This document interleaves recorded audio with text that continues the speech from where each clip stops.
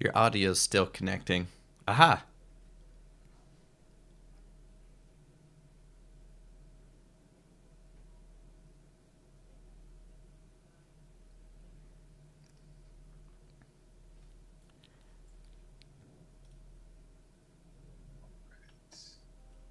Oh, I think I hear you. Oh yeah, can you hear me? There we go. Oh, look Yeah. at that. I didn't have to change anything. I just had to plug everything in. We're all set. Nice. That's easy. Welcome aboard, man. How are you? Hey, I'm good, man. How you doing? Doing just another day in paradise. That's awesome. Here too, man. It was nice out. I took the dog out, kind of unplugged for a bit, went for a walk. And I came home and I got the notification. I was like, "Oh, that's today." I knew it too. As soon as I saw that, I was like, "I remember this now." Oh, right. Are you left-handed by any chance? I'm not. You wearing your watch on your right hand, that's usually Oh, a dead giveaway. yeah. It's a smartwatch. I don't know why it feels right to wear it on the right. I don't know Huh. what. Yeah, so I've tried wearing it on my left, and it feels super weird because somebody will text me something, and I pull up my right hand. I'm like, it's not there. That's funny. And I'm Yeah, left-handed and I wear it on my left because to me I was like, well, I write with my left. I want to be able to see what time it is without having to move anything. yeah. So like, why doesn't everybody wear it on the correct hand? I don't It get it. it makes more sense on the right hand to me. I Yeah. completely agree with that. So, yeah, the only issue is like you tend to hit things with that hand more often. But this is like it's a garment. They're Nice. indestructible. It's fine. Yeah. Yeah, those are beasts. My wife's a marathon runner Yeah, and she just abuses any yep. kind of watching I, anything. dude, this one's been on like I don't know, like 10 different obstacle course races. I've been through the mud, the water. I've hit it on everything, and it just keeps on ticking. It's awesome. Yeah, I've got a G-Shock as my tour watch because I would wear nice stuff, but I'd brick it Yep, on the airplane, on everything. Just like, gee, oh, come on. yep. So either it's a G-Shock or absolute garbage. Like this is a $15 Casio, and I love it because it makes a nice color, but it's a beater. Yeah, I've got a couple G Shocks. I had one for my it's supposed to be a 10-year watch, right? So the Yeah, first one I yeah, bought was like 12 years ago, and it's still ticking. And then I bought a yeah. second one. It looks just like this, and it became my gym watch. But then I started liking it, and especially as my lifestyle got more active, I'm like, dude, this is a good everyday watch. Yeah, yeah. Yeah, They're it's they're great. fantastic. Yeah, dude. Welcome. Thanks for being on board for this. The to give you some kind of context and background for what this all Yeah. is yeah, for 15 20 years I've traveled the world as a mentalist and a performer, entertainer, that kind of thing. And for a while I had Mind Reader University as the kind of peeking behind the scenes of mindset stuff. I was like, I'm the only mindset guru who could actually back it up with receipts. I challenge. Right. That's why I was like, for a while, I was putting world's greatest thought leader trademark. Right? It's not actually trademarked. It's just an idiot thing to do. And it was so hokey that people kind of didn't appreciate that it was actually useful shit. Yeah, I So, can see that because that was so my first impression when I saw Mentalist. I'm like, interesting. But then I started seeing what you were doing, and I was like, wait, this guy is actually really interesting. This is cool. thank you. Which is why I shifted to ELITE.University. Yep. It's like I'm literally world class at what I do. Like Chris Angel asked me to help with a national TV project. Like Wow. that's where I'm playing at, right? And that was years ago, and I've just gotten more fun since then. So it's kind of like seeing all these gurus out there. I was like, these motherfuckers, I gotta eat their lunch, right? So that's what Elite University is all about: is conversations with world class achievers, world class thinkers, people that are recognizing what needs to happen to be the best of the best and are willing to kind of put in the work and walk the walk so that people who don't have the opportunity of having the same teachers and mentors and that kind of thing can kind of get a peek into how the big cats think about being awesome is Well, is really what it is. I love that. There's a lot of people lacking, the right um, mentors and just even just people around them. How many people surround themselves with these guys that are just idiots or ne'er do wells, whatever you want to call it, and like they drag you to their level. Like I've seen it; it's happened to me. Especially like after college, I spent a lot of time with guys who want to go to the bars all the time, and that's what I do with my time. But then you start finding mentors, you find better people, and it's funny how your life starts changing. Exactly, exactly. So, my general approach is to be relatively naive and ask you really stupid questions to get really smart answers, right? And Yeah, making me go up to so work. I got right, it. exactly, exactly. Which is to have you introduce yourself and Okay. tell kind of your story of background as context. Then we can get into kind of universal principles and anything that you find interesting, and we'll just kind of take it from there. So, yeah, start off by introducing yourself, name how you want to be framed. That way you stick the landing, and like you said, you do all the work, and we'll call that official start. All right, let's do it. So, my name is Ryan Felman, and I also go by Path to Mailinglist. But essentially, I run a website slash account, whatever you want to call it, called Path to Mailinglist. And when I first started doing this, I didn't necessarily take it quite as seriously as I should have. It became sort of a mouthpiece for me, and I just wanted a good name. And I thought it was a good, clever name. I didn't really think too much past that for the first month or two, maybe. But what I wanted to do was, I had been writing for a while, and I had all these thoughts and ideas that I wish I could have told myself when I was younger. So when I was going through my early 20s, I had a lot of the same struggles that most guys do. What do I do with my life? How do I live better? How do I eat better? What should I be doing? How do I become a better man? And some people like to scoff at that idea. It's like, oh, you run path to manliness. That's ridiculous. I'm like, that's fine. You can think it's funny. It can be funny. But at the same time, there's a lot of men out there that are just they're looking for a better path, including me when I was younger. So what I started doing was I started tweeting and I started blogging and I just started emailing all these things. And I basically was talking to myself in the past.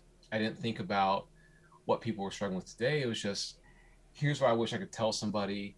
Here's these ideas that I've had, these thoughts that have really helped me get through all these struggles. Here's a better path forward. Anybody that wants to listen, you're welcome to join the conversation. So I didn't know what was going to happen. It wasn't so much that I wanted to help people, it was more cathartic to me to get it off my chest. And it also helped me focus. And it helped me want to become a better person because other people were learning off of me. And I had to set the right example. So it helped keep me in line. Because a lot of times in my life, I've had times where I drifted and then I would get back on the right track. I would do the right things. I'd eat better. I'd be working out. And then I would drift. And this what really cemented it for me, what really changed my life. And some guys kind of scoff at this. I definitely did when I started. It was writing. So by writing it down, it became more real because I'm not always perfect. I'm not always on the right routine. I'm not always doing the right thing. Some days I can't even just think clearly. But when you write it down, when you're at your best, even on your worst days, you can come back to it and look at it. And it's like, all right, this is what works for me when I'm struggling. I'm off my path today. I'm really having a hard time. What's going wrong? And I had this notebook and I would scroll through it and like I had lists of things. I'm like, here are the healthy routines that I need in my life. And at first it started out where it was just a notebook. I wasn't sharing it. But then I started realizing like there's other people that need to hear this. So I started putting my words out there, mostly on Twitter, mostly on my website, and now a lot more on email. But I ran under the name Path to Millionaires, and lo and behold, 60,000 Twitter followers. Later, 35,000 on Instagram. Apparently, it struck a chord, and I've been doing this for about 3 years now. Dude, that's a solid intro, man. That is super super valuable because I grew up in the South, up in the mountains near Asheville. There, the thing I heard early on was, if you want to know what the pastor's dealing with, listen to a sermon. And Yeah. it's kind of one of those things of, if you talk to who you were, there's a lot of people that are exactly in the same situation. Yeah. And I went through a whole bunch of crazy in my 20s too. I got married early, got divorced, and just basically one of my buddies said, hit rock bottom and started digging, right? Yeah. And one of the only things that helped me through all of that was to think, I'm not the first person to go through this. The Not even close. human is human, and we've been around for a really long time, and there's been people that make it through it or don't. But you know what? If one person made it through, at least I've got a chance to make it through. And I think it's really important to be able to share those crash and burn lessons for Yeah. people that are burning right now. It's interesting to say that. I also went through a divorce and I also hit rock bottom. And there's been a few moments in my life where I've really, really failed. I haven't had too many issues. I feel like I've had a very successful life. But then when I start writing about it, I start noticing there's a few moments that are a little rough. Um, and it took me a long time to figure it out, but those failures have become like the most integral part of my being. It's what changed me, because when everything's going right in your life, you don't change anything. Hang on one second, I want to sneeze. Maybe not. Anyway, but when Psych. everything's it's coming. But whenever things are going right, you don't change your course, because why would you? Everything's good. But whenever you fail, especially something like serious, like I almost flunked out of college once, and then I went through the divorce. There's been a couple others. When that happens, you reach this point where you're like, oh my God, like I don't know what I'm going to do. And then once you get past that stage, you get to this reflective state, which is really cool in hindsight. You start thinking like, all right, what went wrong? How can I prevent that? Where do I go from here? And talking to people like you and other guys that do similar, I like to call people like content creators. I think that it's a broad term. There's a lot of people out there that are producing something publicly. A lot of those people hit rock bottom, and it's almost like, how do you even get to this point if you didn't hit rock bottom at one point? Because you need to hit that weird zen introspective stage where you're like, I gotta fix everything. And God, there's times, there's days, I'm sitting there and I'm thinking, I'm like, man, I almost wish this didn't happen. My life would be so much different. And then I start really thinking, it's like, no, it'd be a lot more boring. I wouldn't have made all these changes. I wouldn't have taken all these risks. I would have just, kept cruising along. I'd be driving a Toyota, Camry, and I'd be happy, Right, right. Well, there's a dimension to that I want to make sure is on your radar. You've probably thought about it before. I just want to make it explicit, which is, I don't think it's automatic for people to become introspective after crashing and burning like that. And whether it's a skill or whatever, I definitely think it's not a given, which No. is, you go through those situations, you squeak by the skin of your teeth, and then there's a lot of people that go, boy, all those other people that made that suck are Yeah. awful. Boy, those other people that did all that to me are the bad ones. Yeah. And they still continue, never ever thinking, you know what? Maybe I'm the common denominator to all my problems. Maybe I am the source to all the wackiness. Yeah. So I think it's important to highlight that, it's not a superhero thing where everybody goes, well, I would just do what anybody would do. No, man, I think that's kind of a relatively rare trait to recognize, oh, I made all the decisions. Yeah. I had all the control. I should probably start taking stock of how janky I am. Yeah, no, that's a fair point. So there's definitely some survivorship bias where it's like, oh, look at all these guys that, they failed and look what they became. And it's not that, I mean, yeah, the failure may have inspired them to change, but failing does not automatically make you a better person, because Right. you look at homeless people, and a lot of them went through the same thing where they went through a divorce, they lost everything. And it wasn't that they lost everything and it made them divorce, it's that they hit rock bottom and they couldn't console themselves. They couldn't deal with it and they gave up. And I'm not blaming them. Like, I think every guy thinks about it. I remember like having conversations with my dad being like, I'm not doing this anymore. The system's broken. Everything's so fucked up.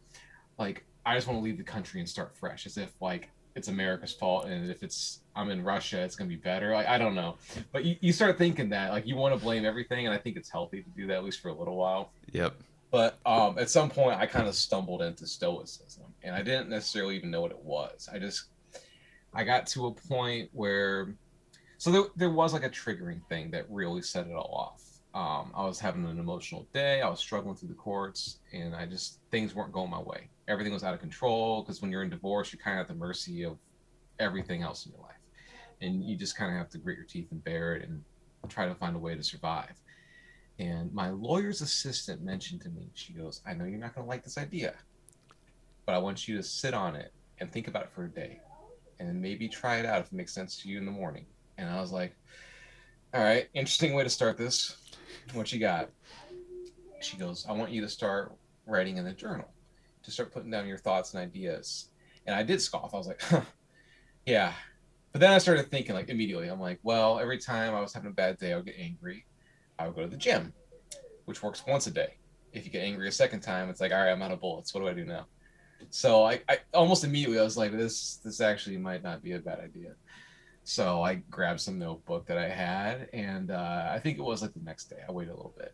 I started writing. I'm like, all right, here's what I'm upset about. And I just wrote down what I was angry at. And it was just like pure vitriol. It was just anger. It wasn't coherent, but something cool happens when you like are angry and you put it all on paper. It's almost like you gave it away.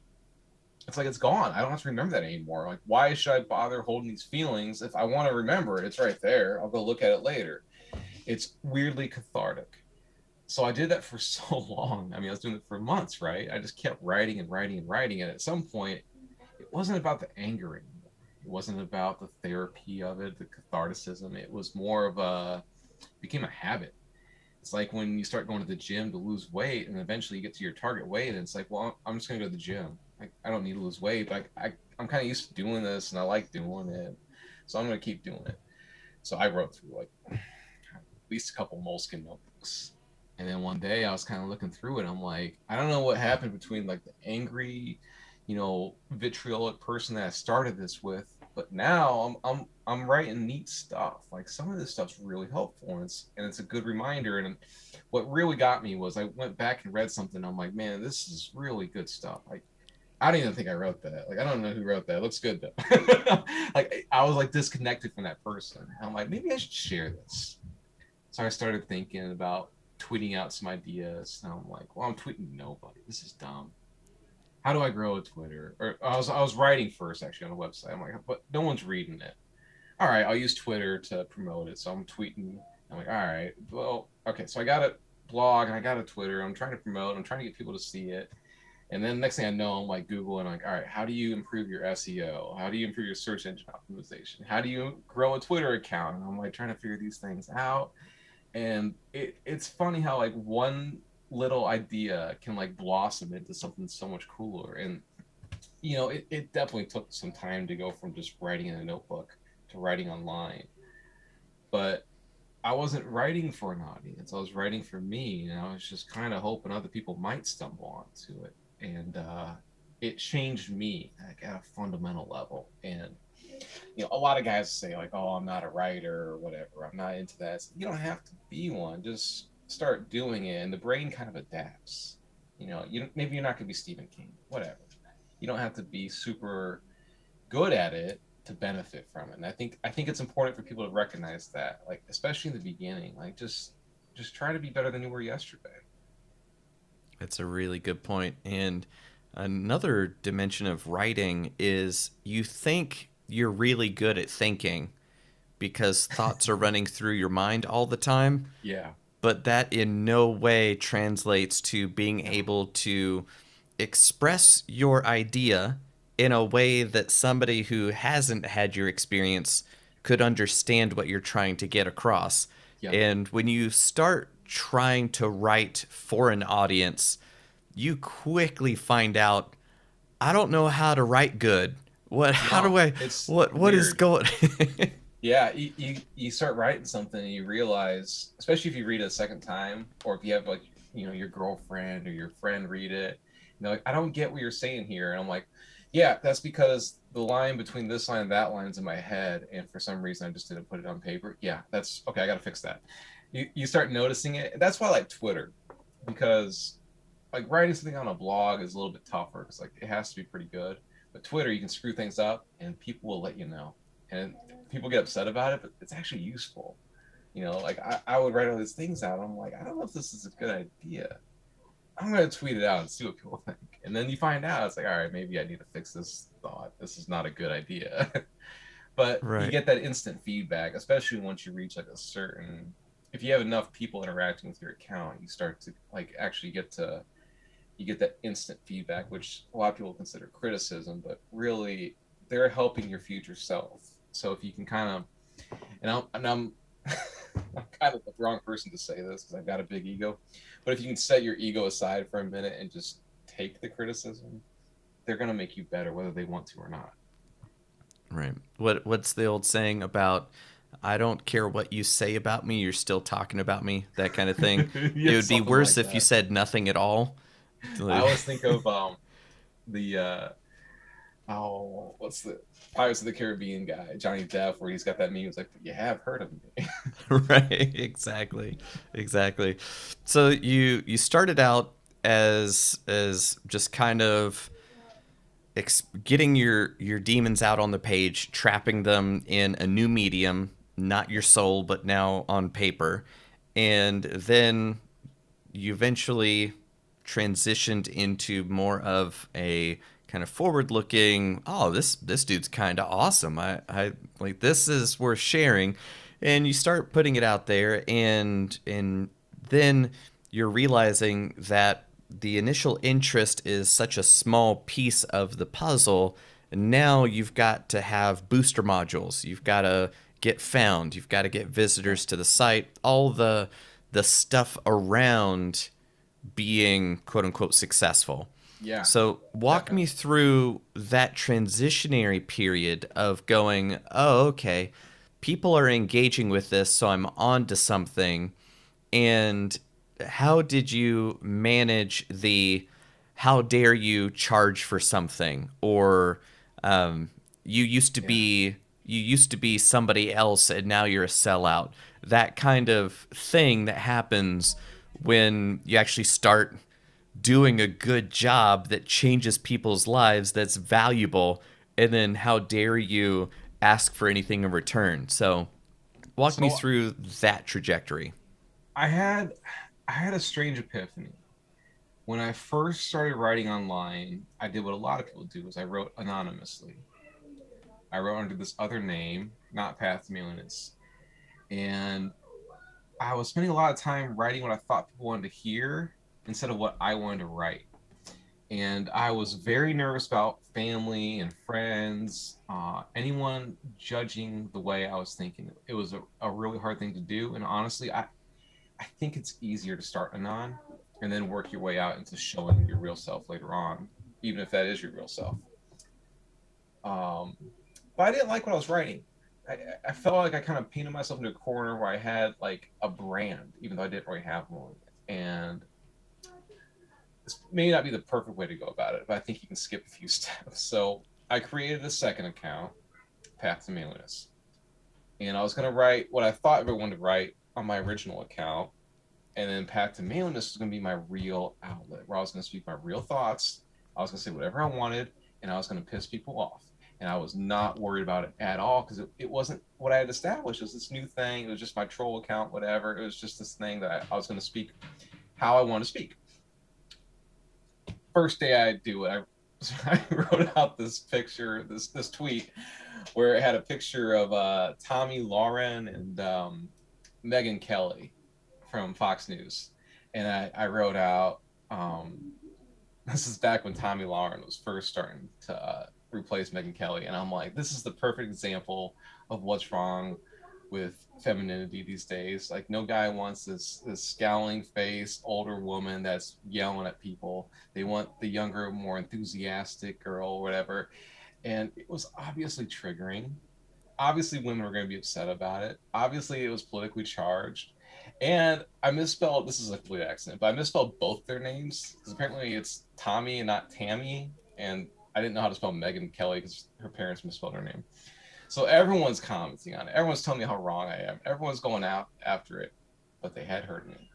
First day, 150 people followed me because it just blew up. And I didn't know what to expect. I didn't think people were gonna like latch on to the idea, but I found out that there's a lot of power in authenticity. And the other lesson that took me a while longer to learn was if you're writing what everybody wants to read and everybody agrees with, there's no point. Everybody already knows. Being a writer means you have to be controversial. You have to upset people, and most people are afraid to do that. So I started becoming much more authentic. I started to lean into this account, and I started speaking my mind more and worrying less about upsetting people. And it took some getting used to. It took a lot of DMs from people saying like, "Hey, I really like what you said. You know, hey man, this really helped me out. Hey, you know, this is something I've been trying to say, but I couldn't find the words. Like, thank you. You don't know how much you helped me." And I didn't expect that. I was just kind of playing around, having fun, just getting my thoughts out there. And I realized that when you start putting your thoughts out online, suddenly you find out there's all these other people that are having similar issues, just waiting for somebody to speak up. Because, like the Pareto principle, you know, 80% of the people are going to say nothing. And they're just hoping that the right person can figure out a way to say it in a way that makes them feel included. And they start changing their lives. That's what really blew my mind. I wasn't ready for that. To this day, I constantly get emails, texts, DMs on Instagram, all sorts of, it's overwhelming at times. But in a lot of them, there are these really cool gems. This guy hit me up the other day. I've got this Telegram group called the Spartan Tribe where we just kind of we share our wins, we talk about what we're doing. It's supposed to be like a brotherhood. This guy said I was like really struggling with stuff, but you motivated me to put myself out there, so I applied for this new job. It's like, dude, I'm making $15,000 more. Like I'm making that much more in a year. Like this is incredible. This is really cool. Like, yeah, it's kind of funny what happens when you actually like throw yourself out there and just, hey, who knows? I've had other people say like you've motivated me to change my life. I started eating better. I started going to the gym. You know, in the last 6 months, I lost 15 pounds. I'm like, oh my god, it's heavy, but it's also inspiring.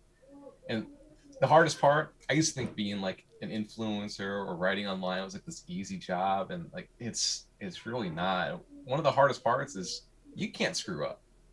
Like if I were to say just get lazy one day, decide I don't care anymore, I'm gonna eat cake, I'm not gonna work out, I'm gonna watch TV all day and put on 30 pounds, oh, I'm gonna hear about it.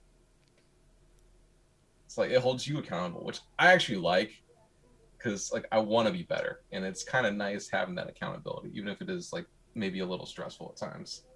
Right, right. And it is that accountability in it works in a couple different ways, right? There's Right. some nuance to it because I'm in the camp of do what you're going to do it in silence so that nobody has an opportunity to make fun of it, to talk you out of it, or obstruct your way in an unreasonable way, right? So it makes things really easy on yourself when you're just making moves in silence. Counter that with the people I know are in my corner who, when I say I'm going to write a book, they go, okay, cool, let me know when it's done. Instead of, oh, wow, a book. Wow, that must be, wow, good for you, right? So when your tribe is, yeah, of course you're going to do that thing because you said it, and now I know that you're doing it, so I'm going to shame you until you do it, right? Yeah. So it's important to be accountable to the right people. When you've got a Yes. whole community of awesome people, that's the kind of public but not public. It's open to the right people Yeah. behind closed doors. That's a good distinction because I did write a book. So when I started writing the book, I didn't tell anybody about it. And then nothing got done. I just kept writing and writing and writing, and it wasn't getting any better. Some days I would skip it. Other days I just wasn't quite. I would write every day, kind of like you go to the gym every day, but I wasn't like writing for a purpose. And it was good that I didn't tell family and friends because they'd have reacted weirdly. They might have said like, "Oh, you're not a writer. You're not this. You don't know what you're doing. What, you think that's gonna make you a millionaire?" I'm like, that's not what I'm doing this for. I just want to write a book. But I did something else wrong. I didn't hold myself accountable to the right people. So finally, one day I figured out, like, I'm not writing this book. Like, it's just not getting done. I go, I'm going to put it up for pre-order. I'm going to tell all my fans. I'm going to tell everybody on Twitter. I'm going to put it on my website. I'm like, hey, I'm writing a book. Here's what it's about. If you like it, you're going to love it. It's almost done. Not really. But that doesn't matter. You guys can buy it. It's coming out on this day. Now I'm holding myself accountable to the people that actually matter, and people did pre-order it. And I'm like, well, I have to finish it now. And I set myself a deadline. I think I gave myself either it was like 30 days or 45 days. I thought it was a really tight window. It turned out it was plenty of time. I just needed that push. Like, you have to get this done. Here's when it's due. Otherwise, you're going to just try to perfect it to death, and it'll never see the light of day. And then I wrote way more efficiently. I was dead set on doing it. I skipped things that otherwise I wouldn't have skipped because now I didn't have the time to skip those days. And it got done, and it was good. And for the most part, people like it. And I don't even care. I wasn't worried about whether it'd be successful, whether it'd make money. I just wanted to get it done. It's a weird feeling to write a book, but it's remarkably satisfying. It has nothing to do with the money, the fame, if even people bought it. I was just happy to have it out there. And then when it shows up and you can actually like physically hold it, like it's a really, really satisfying feeling that I never expected to actually do. So I think there's great power in doing something that you used to think was impossible for you, because then it opens up other doors. Exactly. Exactly. And that mirrors my background pretty closely, which is I would do a mind reading show. It's one step up from a kid's magic show. Okay, cool. I just learned how to sell it to corporate clients for ridiculous sums, right? But at the end of the day, I'm a glorified court jester. Okay, cool. But then after the show, the autograph line, people going, "Oh, I can't even imagine doing what you do for a living." And then, well, if you can't imagine something, there's no way you could make it real. Right. So you're already limiting yourself there in the first place. And then Yeah. talking to people about kind of my path, I'm like, I grew up in a trailer on a dirt road. Like that's my background. So I didn't come for money. And having those conversations, then 2 years later, started getting those emails. Hey man, I don't know if you remember me, but you were at Dubuque, Iowa at such and such college or whatever, and you talked to me for 10 minutes. Here's what I did different, and it's made all the difference in the world. So I just wanted to Yeah. to thank you for that. And I was like, oh, this is more than just jokes. It's This heavy. actually has stakes. Yeah. Oh, I, okay. I think a And lot of that's when you people take reach it that serious. point. Yeah, I think it's healthy. Like, you have to reach that point where you start seeing the actual real world effects, because you're just trying to get out there and do a good job that day. You want them to be entertained, right? That's all you're thinking about. You don't think about 10 years later that somebody might actually like still remember it. Like, that's just not even on the radar. That's really cool. Exactly. That's Yeah. powerful. Yeah, and it was really weird because I was doing walk around mind reading at an Italian restaurant in Lexington, Kentucky, and a couple goes, "Wait a minute. Are you from Florida?" I was like, "I'm not, but I think I might know why you're asking." And they're like, "Honey, it is him. Come on out." Oh, They that's had cool. seen me do walk around mind reading at a restaurant in Orlando when I was working at Disney. I was working at Animal Kingdom, and I would get off work at 4 p.m. every day. So then Right. Friday and Saturday nights, I would go to this tourist restaurant, do mind reading tricks, and get crazy tips. And they were on vacation. I entertained them at that table. And then, like 8 months later, I'm back in college in Kentucky. So it's several states 8 months later, and they're like, "Yeah, that's the guy." But you So I left was an like, talk impression. about brand recognition. Like, Yeah, holy crap, that's amazing. that's awesome. No, that's really cool. Yeah. Yeah. So walk me through like what's your focus now, right? Because there's a lot that you're accountable for. You've Yeah. got a community that you've got to show up to. Yeah. So what I guess even before that, define success for yourself for me. Oh, that's a challenge. So one of my best qualities, probably one of my worst qualities, is that I'm never really satisfied. So when I think about what makes me successful, I set myself up where I want to do something, and then when I do it, I'm really happy for like a day, and it's just gone. I'm like, all right, well that dopamine rush is good, but I want the next one. So I'm always looking for that next thing. I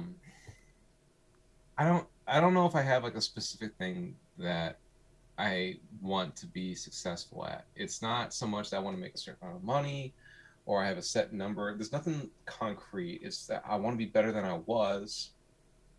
I want to be a good example for my kids, and I want to leave a legacy. And it's something that I think I'm doing, but it's like I don't know. And I think it's something that most men struggle for. You know, the earliest piece of literature that humanity has is the Epic of Gilgamesh. The whole thing's this adventure about this guy trying to achieve immortality. And I think a lot of men, whether they admit to it or not, ultimately that's what they're searching for. And they don't necessarily want to live forever. They want to live on forever. They want to leave that impact. And I don't need to live forever. I don't need people to remember me forever. I don't even want to be famous. I actually really don't. Um, Part of why I wear the bandana a lot. I'm a little bit less recognizable without it in person. So, um, but I want to leave that legacy where, more importantly, it's not about the fame. It's more about like my kids. If something were to happen to me tomorrow, like they're still really young, and I want them to have the tools available to them. And I don't know if they'll read these books. I don't know if they'll look me up. I don't know if they'll Google me, whatever. But if they want to know about me, if they want to know what I was like, if they want to have a conversation with me, they have a little bit more that they can actually touch because I put all those words out there. And I used to be so afraid of people seeing like the actual me and seeing the stuff that I actually felt. And then when I had kids, suddenly I didn't care about that. I wasn't worried about people's impressions of me. I just wanted them to have an idea of what I thought was important and what they should focus on. And I just wanted to be there for them. And that was the only way I could figure out how to control something I couldn't control. So that's probably ultimately what drives me to do all this. Outstanding. Outstanding. Cuz I always like to know what people call success so that I can understand the orientation and drive of which direction they're going, right? Because Yeah. one thing I just keep saying on repeat all the time is be careful whose advice you take because the instant you put it into practice, you start building their results. Yeah. So it's really important to know what those results are if I you want to take listen to what that person has to say. I take that another step forward sometimes. I think it's really important that people consider what they consume. And a lot of times people are just trying to be entertained. They just want to be distracted. They don't want to have like a moment of silence. They're so worried about the next thing just showing up. And for the first time in history, it's more or less algorithm driven. And everyone likes to blame the algorithm. They want to blame the computer. It's whatever YouTube decides for you to see. It's whatever Twitter decides for you to see. It's whatever Instagram, Facebook. They put this stuff in front of you. No, they don't. You decide this. And this is one of the hardest things for people to grasp for some reason. The algorithm is not this magical thing forcing things down your throat. It's based on your past interactions. So when guys complain that there's too many girls, shaking their ass on Instagram, it's like, yeah, but you can kind of fix that because when I pull up the search bar on my Instagram, it's like fitness stuff, gym motivation, and a lot of cars. You know why? It's because I click on those things. I like those things. I manipulate the algorithm because I know how my interaction is going to change things. And you can report and block and all that stuff, the stuff you don't want to see. But if you control the kind of stuff that's coming in, you fix the input, you can manipulate the output.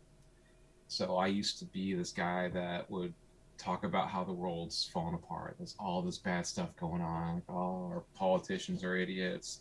The future's screwed. We're gonna have a terrible life. Like everything's horrible. And then I started ignoring this stuff. I stopped listening to it, and I started focusing on what I could control. I started talking to people like you. I started talking to people who are actually like doing amazing things, change their lives. And then suddenly people come up and they're like, "Oh my gosh, like, can you imagine having kids right now?" I'm like, "Yeah." I'm like, why? I mean, the future's horrible. Everything's bad. I'm like, future's always horrible. Future's always bad. And then we get there, it's not so bad. Like all these problems that we worry about, somehow they kind of just go away. There's um there's a popular quote. I don't know if it was or not, but it's popular Meister quote at least. It's problems long foreseen seldom occur. So all the stuff that we're constantly dreading and worrying about, it's like we got time to fix it. Real problems are the ones we don't have any idea about. You know, that's where we get, you know, completely sidelined by it. But the stuff that everybody spends all their day worrying about, usually you kind of find a way to fix it. So I focus on what I can fix. And then somehow the world gets better. That is a very strange kind of kung fu zen, which is I've had when a bit of a transition in my life in the last few years. yeah, because it's like in the context of a fight, kung fu, Right. martial arts, whatever, you're trying to control your opponent. Well, the only way that you could possibly control your opponent is by radically focusing on what you're doing about the dynamic. So, in a way, you can't worry at all about what they're doing because your body is the only thing you can control. And only by ultimate mastery of that thing that you can control, then you've got a chance Yeah. of being able to control something that is beyond your physical layer. So, good luck, Yeah. right? Yeah. I mean, you know, things go wrong. You're driving down the road and a deer jumps out and you hit it. You know, you buy a house and then you discover there's mold in your basement. It's all right. Well, it's just kind of, it's life. You know, these things happen. But you can fix some things in your life. You can control some things. And that's the whole heart of stoicism. And it's all a numbers game, really. Like things are going to go wrong. But if you focus on what you can control and you fix that stuff, the other things that go wrong, they're manageable.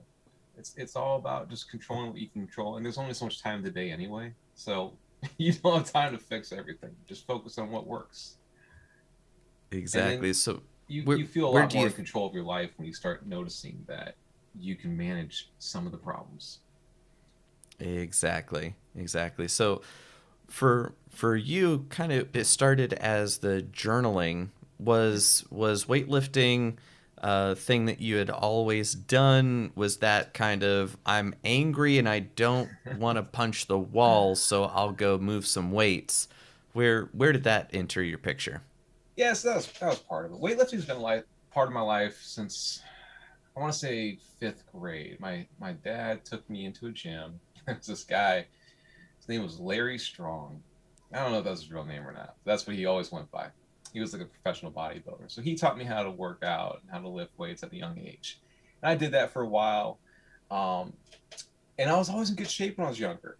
I was a little bit heavier because I like to eat, but I was in good shape. Like I could chase you down and beat you up if I wanted to. I was in good shape, and I took a while to figure this out. But like when I was working out when I was younger, I was training. I was training to be in better shape for basketball. Then I decided to play football and I wanted to be bigger. So I was training to get bigger. I was eating as much as I could. I was lifting as hard as I could. I had a purpose. Then I went to college. I put on weight. I was working out. I wasn't training. I was just going through the motions. And I probably spent, I don't know, 5, 10 years or so working out. And I would be in okay shape, but I was never quite what I was when I was younger. And one of the biggest traps I fell into was something that was repeated to me a lot by other people. It's you're getting older. You're not what you used to be. And I accepted it. I figured, yeah, I'm never going to feel like I did when I was 18. I'm never going to be as good. And I just thought, yeah, I'll just try to stay in shape. I'll try not to have a heart attack at 24. That's a decent goal. And I think it's actually an admirable one for a lot of people. But when I moved here to Tennessee, I'm not too far from Asheville, by the way. I'm over by Chattanooga. I started training with these people. We did Taekwondo together, and they called me out one day. They said, "Hey, we're gonna run a Spartan race. You want to do one?" And I said, "No." He said, "Why not?" And I said, "Because I can't run a Spartan race. I'd never run anything in my life. I've never run a 5K or anything like that." He goes, "Hey, Ken, because we're gonna train you." And I'm like, "All right." I don't like saying no to something like that. It's like a challenge. And I'm like, "Fine. When is it?" It's in October. You got 6 months. Okay. It's not ideal. He goes, "It's plenty of time." I'm like, "All right, I'm in." For those 6 months, I trained every single week. I almost never missed it going to the gym. I was eating better. I cut down on my beer consumption. I busted it. I think I lost 15 pounds in that 6 months. I mean, I had a purpose. I wasn't working out just to go through the motions. I was training. And then like it clicked for me. I'm like, you can't just work out to work out. Like if you want to work out, you got to set yourself up with a purpose. So now I don't ever have a moment. Like almost every single day, there's a date on my calendar somewhere. I got a race. Right now, next month I'm running the Spartan Super in I think it's in the Carolinas, somewhere around Asheville actually. And then I'm running the Spartan Beast August 28th in West Virginia. Spartan Super is 6 miles. Spartan Beast is 13 miles. I'm thinking about maybe running a marathon at the end of the year. Like when you have these goals in mind, like you can't skip days. You can't slack off. You can't have too many beers at the bar. Like you've got a purpose and you start holding yourself accountable. And it completely changed the way I worked out. Dude, that's great. It's understanding the future impact of your choices today Yes. made explicit, right? Because that's the process that's always in play. But when you have a down the road goal, you're like, oh, wait, it constantly reminds you of future me is not going to be as awesome as Yes. it could possibly be if present me is a dick about it and Yep. then sabotages future me. So, all right, okay, future me, I'll set you up for success. Yeah. And I'm imperfect. I know like especially on Twitter, I'm really good at presenting that. Like I'm solid. I'm killing it. I'm doing awesome. But if you get a little deeper in, you start, listening in 45 minutes into a podcast, if you start reading my emails, my blogs a little bit more, you start seeing that I do slip up a lot. But what's changed is that my baseline is so much higher. Because I used to be here and slipping up would be like, I'm not going to go to the gym for 2 weeks. I'm going to play video games and just have a good old time and eat too much. Now, my slipping up is I'm going to bust it. I'm going to work out. I'm going to go to the gym 4 times a week, every week. I'm going to go to karate twice a week. I'm going to run 2 or 3 times. Maybe I drink a few too many beers once in a while. Oh, that's it? We can recover from this. My baseline used to be so much lower. So there's this whole thing of perfectionism that's sold online and the gurus like to tell you about, and some of them are pretty close. I think it's just you just got to raise your baseline level because you're going to slip up and you got to accept it. It's like, all right, well, here's what I did wrong. Maybe next week I'll do a better job. Exactly. The way I visualize that is that life is a cycle, kind of like breathing in, breathing out, and the Yeah. space between. So it's that kind of cycle, and you're on the upswing, and everything's great. Nothing could go wrong, and then oh god, it's out of control. Oh, it's Yeah. it's gonna be awful. And that cycle can be 6 months, a decade, whatever, but it's that same shape every time. And you're right. It's that the down cycle is a little tighter Yeah. and it's in a different direction so that loop, the baseline goes up every time. So your better gets better and your worse gets better. And then you've got this kind of trajectory that that narrows in kind of like a reverse hurricane cone, right? Yeah. Of Yeah. you're all over the place, but you're getting dialed into the right direction. And your I completely screwed up is I missed my macros today, Right. right? Instead of I went on a coke binge for 2 months, lost my job, right? Like Yeah. there's gradations of awful. Yeah. So I mean, yeah. So next week you do a little bit less lines of coke. You just work your Just way one up. fewer, one fewer, and that's moving in the right direction. So Right. one of the things I struggled with that was I would make progress and I would fail, and I would make this big climb up, and I would drop, and I would notice that I slipped up here and really beat myself up, and I'd be down on myself, and it'd make me cascade even further, and I would drop lower because I was discounting the progress I had made. That's where the writing really helped me out, because even to this day, there's days where I'm writing something down, I'm making notes, and then there's days where I start rereading it and I look back and I'm like, I didn't realize how far I'd come. Like I didn't notice that 6 months ago I was struggling with this, and now like I don't even think about it. Um, I was watching this new guy come into the gym the other day, and he couldn't do a pull up, and I'm like, oh, dude, don't feel bad. 3 years ago, I couldn't do a single pull up. I remember having to go to the gym, and I'm like, oh, I can't do pull ups. And I was like that guy. I'm like, I just can't do pull ups. But then I figured out, like, all you gotta do is Google it. It's like, how do you do a pull up when you can't?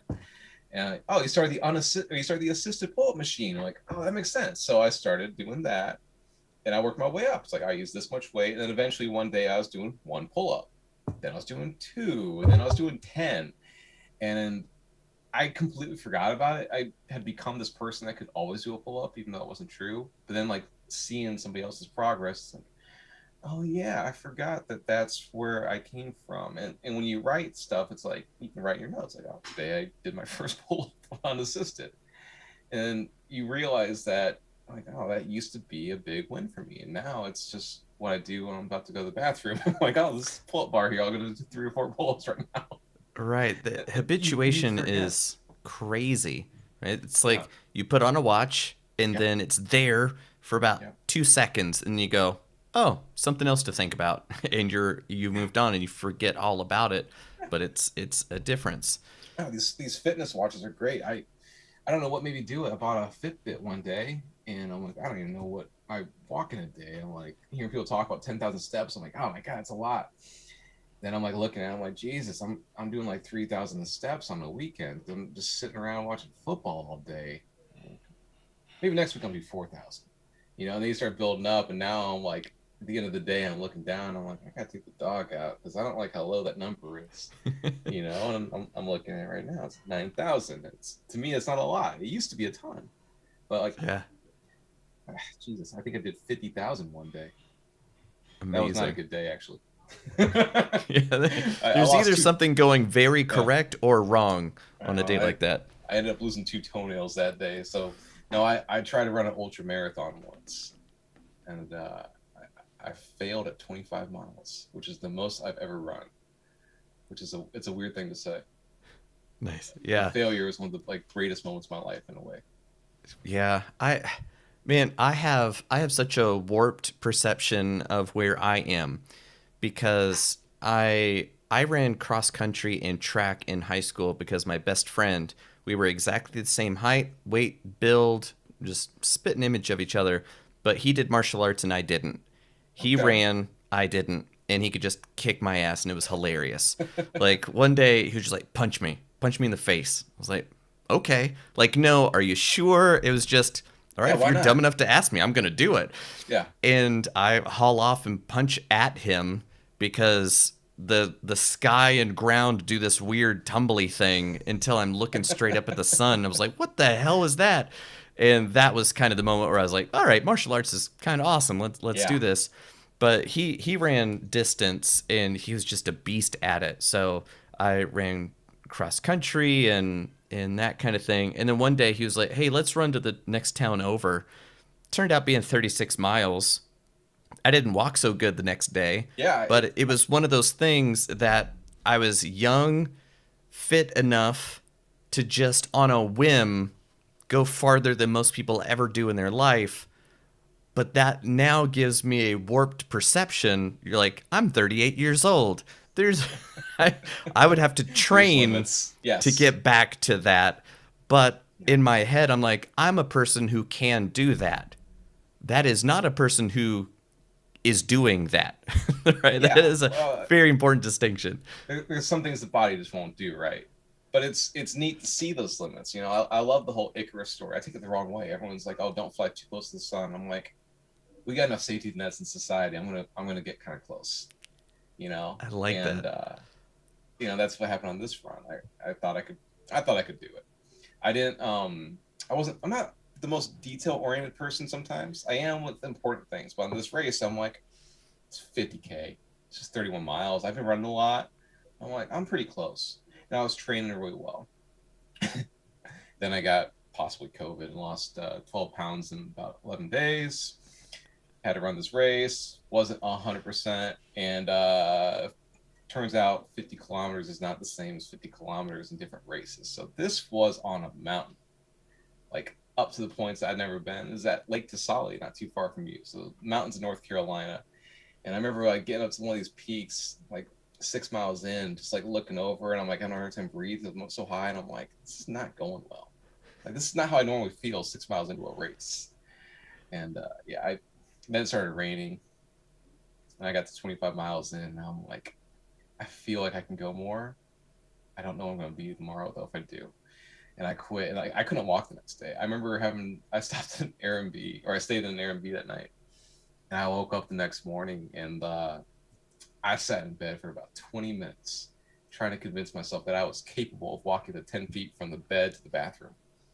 I didn't know if I could do it. And I mostly did it with my arms. I mostly like carried myself on the dresser in the bed. Like there's limits to what you can do, but it's pretty exciting. So 36 miles, you got me beat. That's How'd you amazing, get though. how'd you get back? Our parents came and picked us up. Okay. Like the the idea, that happens when you run long distance. Like you go somewhere, and you're then like, you're like, oh, oh wait, getting no, I gotta go back. back. Hmm. Yeah, Yeah, the kung fu studio was at that town over. So normally parents would drive us. Like one parent would drop us off. Like his parents would drop us off. My parents would pick us up. That that's kind of thing. awesome. And then the idea was, tomorrow let's just run there. Yeah, We'll do kung fu, then we'll get picked up and brought back easy. But it was through brambles and briars, and we show up just shredded and oh bleeding, I could barely walk in, and everybody goes, "Oh my God, what happened to you?" We're like, "No, we chose this. We did yeah. it to ourselves." It's Yeah, that Sisyphus that kind of thing. pushing the rock up the hill. Exactly, exactly. Everyone needs a story like that. You need a story where you just kind of your eyes are a little hungrier than your stomach. You know? Right, but I mean, dude, like 26 miles with the Rona, and not all distance is made equal, right? Like Yeah, that I elevation change will get you. I went into it thinking, I don't know. I was on a streak of runs. I run a 5K, then I ran a Spartan, then I ran a Spartan Super, then a Beast, and I just kept knocking things out. I did the half marathon, and then I decided to do this one. They're like, you should do a marathon first. I go, well, there's nothing on the schedule, and this is here, and it looks really pretty. I think it'll be a fun time. And honestly, I'm glad I did it. It was a good experience. But yeah, the That's next great. morning, oh, I was in rough shape. Yeah. Weird insider question. Are you part of the barefoot cult? I'm not. I I've thought about it. I've been reading books about it. I've been listening to people talk about it. I think there's a lot of power in it, but I'm not ready. I'm afraid of doing it and then like one day just stepping on some crazy thing and messing myself up. So I Yeah, have a pretty irrational fear of getting injured. So I tend to actually kind of restrain myself at least a little bit. So I have not. got Have it. you ever It done that? Yeah, I basically, unless somebody's paying me enough money to have a comma in it, I'm Okay. barefoot or wearing ridiculous sandals from Really? Zero Shoes. So they're not sponsoring the show, but I will pimp them all day long. I I I I would went con barefoot about seven I would years ago. consider like the slimmer shoes where it's like really thin. Hmm. Is it Alta running? I forget who has those. Yeah, Zero, they've got a whole line of more regular looking shoes. Okay. than the Hirachi sandals that are 4 millimeters thin, right? Like, What's interesting about to me is that you run differently. So when you run with running shoes, you go heel to toe, and then these people tend to run more like on their toes, and they experience less injuries. And there is like some science that backs it up that if you can run on your toe first, you're gonna injure yourself less often, and that appeals to me because um, I don't know exactly how I run, but I played a lot of basketball growing up, and basketball's big on being on your toes. So when I run, I do tend to run more on the front half of my shoes, and I can testify to this because especially right now, I need to replace my running shoes, and the front half is looking like a racing tire that's been around the track too many times. yeah, that Um, probably is a good indication that you'd have a smoother transition yeah. than other folks.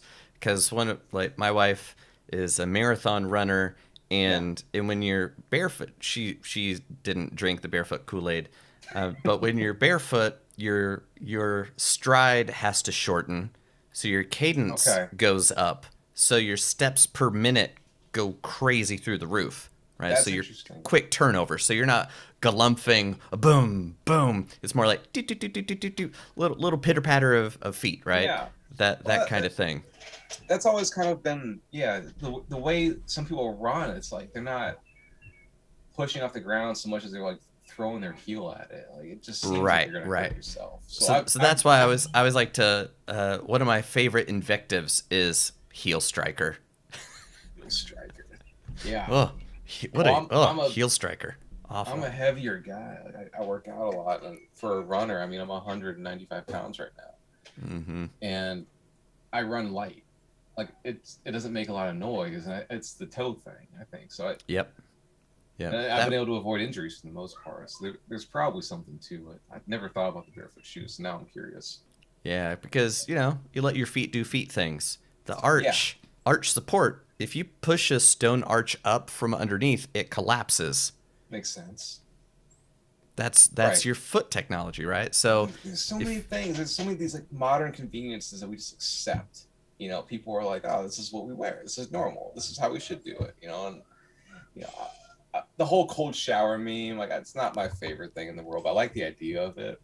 So, like right now in my office here, it's 80 degrees because mostly because I can't quite keep the cabin cool. But like people are like, "Oh, you should get a portable air conditioner and cool it down." I'm like, after the first couple of weeks where you're working at 80-degree days, you kind of get used to it, and it's not that bad. And people will complain when they go to somebody's house, like, "Oh my God, it's freezing in here. Why you have it set to 69 instead of 70?" I'm like, "How can you tell? Like, how soft are we as a civilization where we can't handle a 1 degree change?" So I don't mind embracing a little bit of the struggle. right, that kind of strategic obstacles Yeah, to empower yourself to actually be present when reality decides to throw one your way yeah, anyway. yeah. So the same thing with the shoes. Like, do we need this much cushion? Do we need more? How much is too much? Some of these shoes are getting ridiculous. I mean, they're basically like heels. It's like you're lifting yourself up in an awkward way.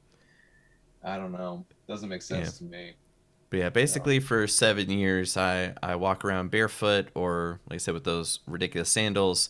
But like if I'm gonna be the MC for a corporate event where they're investing $500,000 and I'm Right. part of something like that, I'm like, yeah, I'll wear my shiny foot coffins. You're literally paying me enough to do this, That's but awesome. everything else, I'm just like, you don't need my shoes. I'll be barefoot. That's interesting. Yeah, super weird. So one question I wanted to ask you, because I'm pretty sure you have a very clear idea of what the answer is who do you not want in your Telegram group, right? Like who Okay. every organization, like even an Yep. amoeba, has a better idea of organizations than most people do Yeah. nowadays. There's a semi-permeable membrane. You let good stuff in, you let bad stuff out. You keep good stuff in, you keep bad stuff out. Yeah. So who would be an awful horrible fit for your group? Yeah. So there's definitely distinctions. Of course, when I started, I tried not to have that because everybody's like, "Oh no, anybody's welcome. You'll fit in. We'll figure it out. No, it never works because there's always going to be people that will ruin it for everybody else. So the first thing is the loser mindset people, and this can be fixed, but you don't want somebody that's coming in negative and complaining all the time. You know, we had one person that would constantly complain about issues, ask for advice, but then never act on it. It's like, this is someone that's going to do this for the rest of their life. I don't know what change you need. You're just not ready for it. The other thing is people are a little too sensitive. You know, the SJW mindset, for example, like if you're going to get upset about certain language that's used, like it's like a locker room in there sometimes. For the most part, it's completely civil and kids could be in there. But, you know, there's times where adult themes are used. There's times where adult language is used. You got to be able to handle it. And that's just the, you know, surface of it. Then there's the whole, like, you know, if you're using ableist language or this, no, I don't even know what half that stuff is. I can't comprehend it. It's just not going to work. And the other thing is people that aren't going to apply themselves. You know, if you're going to show up, I don't need you to be running a marathon. I don't need you to be going to the gym every day. You don't have to do any of these crazy things. You don't have to have an online presence. Just be better than who you were. That's all I want. But if you're that kind of guy, it's like, no, I like my fantasy football and I hope I win next year. And it's like, that's fine, but maybe let's set the bar a little higher. Like there's probably something you can do to make your life a little bit better, you know? Awesome. That's a pretty good filter. So Yeah. I guess for the folks listening, if you don't meet those requirements, awesome. Then take the next step. And seeing as how we're at the end of our time together, I wanted to make sure that we stick the landing for the folks who are like, oh yeah, I'm all about this. I want to eat me a Spartan. I want to Right. do that race. I need that brotherhood of accountability. So where should people go to fall down your rabbit hole? Path to Moon, just Google it. I come up pretty easy. I write most prolifically on Twitter and then on my website, and then my email. I tend to send out at least one a week, usually a couple. I'm also on Instagram, but my website will get you a lot of the information that you want. Outstanding. Well, of course, boilerplate podcast things. We'll put that in the show notes and links Oh yeah, to all your social media. Like, I don't even see why people still say that. We're like, we get it. That's the podcast thing. It's like on right. YouTube, like smash that like button and subscribe. And while you're there, make sure to hit that bell to get Yeah. notifications for every new episode. Just like, yeah, we know how YouTube Yeah. works. We get it. Yeah, it's 2021. We've caught up to all the tropes of podcasting and YouTubing. Exactly. If you're not smart enough to know that by now, I don't want you listening to this show. Please never ever It's like good to have please filters. unsubscribe right now. I love it. Awesome. Dude, seriously, thank you so much. We'll call that good and I'm thank you for rescheduling the couple Yeah. times that we did because now I'm settled and my office is still a tornado zone because of the move in. The chair So and the mic look great. thank you, thank you. This frame of the studio Yeah, is the only thing that is managed properly right now. it's about the So same here. right, And even that's exactly. a little, I don't know. It's It'd be fine. fine. It'd be fine. It's fine. So I'm now at the point where I've had enough of interviews to start the production process and then kind of launch with enough beefcake to make it worth Awesome. worth subscribing to. So the horizon to launch is much sooner than it has been in the past couple of months now that I'm Awesome. settled and future focused. So I'll give you a heads up when it's all together and ready to go. Yeah, let me know. I'll shout it out to all my channels, Thank you. Thank you. of course. So yeah, that's pretty much it for me. Is there anything else that you need from me, or that I can do for you, or I just want to make myself available as best I can? I appreciate that, and likewise, by the way. I mean, you know, we've been talking together long enough now. Like, I like your writing. I like what you're doing. I'm Well, just, thank you. I'm happy to support your message. So Appreciate um, it. And I'm in good yeah, shape. when I may be forgetting something. I may shout at you later, but no, I think we're good. Deal, deal. I'll don't you threaten me with a good time Mm-hmm. of having fun. So yeah, like cuz I think yeah, so we talked about the Spartan race here in the mountains. Yeah. But I'm that's that's literally the first in-person college show of the fall Well, you got to is do that. that day. So I'm gonna be heading down to Shreveport to do that, and then Cool. 2 days later I've got my first corporate gig in 16, 18 months is back in Chicago. I was like, son of Oh a bitch, I wow, move. and that's they're paying crazy. me to get back. So I'm gonna be going from Asheville to Shreveport, driving up to Chicago, back to Asheville. That's a haul. Then I should be more sedentary for a while. Oh, you're good. This will be my third Spartan I've done in the Carolinas somewhere, so it'll probably be another Cool. time. So yeah, Yeah, absolutely. And when that hits the calendar, I think I might use that as my impetus to get back into running because I've avoided it for so long. And then like it's AJ has been shaming people into running. I'm like, fuck, okay, AJ. Cortez, Really? right? Chad Jesus, yeah, For so like long, people were blasting running, but no, I yeah, think it's worth doing. like last week he was just like, listen, I like missed that one. we've been running for a super long time. Just Yes. fucking do some cardio, you Yeah. idiot. I was like, fuck, okay, You just gotta all start right, small. Just go run a half mile. right, See if go I can go run for wheeze it five out. minutes. Yeah, It's just just weird put on the with the vest on. yeah, it's just so strange having a wife that does marathons. It's kind of like if Yeah, she tried to do a magic trick, and I'd just be like, I get that. I have things I could share with you to make this better. It's like, let me be awful by myself. I'm like, fuck, okay, I get it. So it's Yeah. exactly that same kind of thing on the flip side. It's just Or like, just I don't, run by yourself. You know, like I don't like to run with other people very often. So, yeah, and if I I'm do, I'm like I'm going at my pace. You can stay with me, or you can run ahead of me. I'm doing my thing. exactly. I'm like that with driving and listening to Yep. nothing. We Yeah. moved, we drove from Chicago to Asheville in one go, and I didn't have the radio on or a The whole podcast or time. anything the whole That's time. that's impressive. No, I'll do it for like a 20 or 30 minutes once in a while. I just want Yeah, to put the windows down and kind of zone out.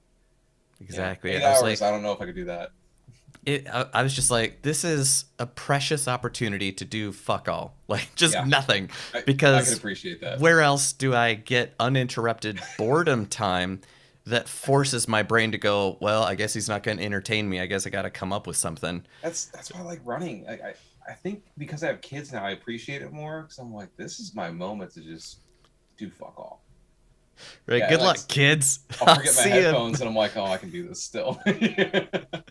Exactly, exactly. Awesome. Well, dude, again, thank you so much. I'm gonna hop out of here. I've been hearing Perfect. dinner in the background, Yep, so likewise. I got food waiting on me. So yeah, I'll see you on Twitter and give you a heads up as launch gets closer to D-Day. Perfect. I'm excited for you, man. Thank you so much. All All right. right, later. All right. See you.